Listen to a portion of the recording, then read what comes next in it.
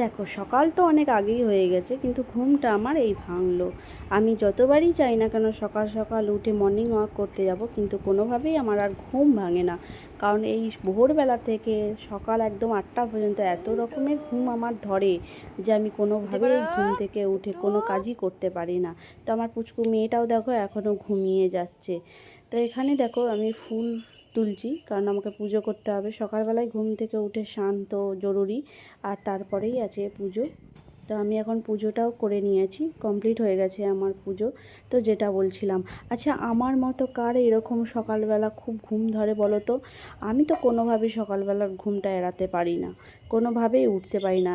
এমনকি যখন আমি পরীক্ষা দিয়েছিলাম মাধ্যমিক উচ্চ মাধ্যমিক, আমার অনেক বন্ধুরা ছিল, বান্ধবীরা ছিল, যারা সকালবেলা বা ভোরবেলা উঠে পড়াশোনা করতো, কিন্তু আমি রাত 2টো পর্যন্ত কমপ্লিট করব পড়াশোনা, কিন্তু ভোরবেলাটা উঠতে পারবো না।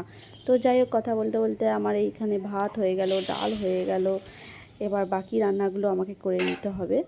তো যাই হোক, দেখো এই শাকগুলো কালকে হাঁটতে গিয়ে মাঠের মধ্যে থেকে তুলে নিয়েছি। ভালো না?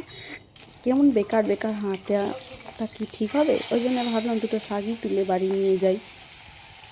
তো এখানে আমার মাছ ভাজাটাও কমপ্লিট হয়ে গেছে। এখন আমি মাছের ঝালটাও বানিয়ে ফেলবো। আমার মাছের ঝালও কমপ্লিট হয়ে গেছে। তো থ্যাংক ইউ।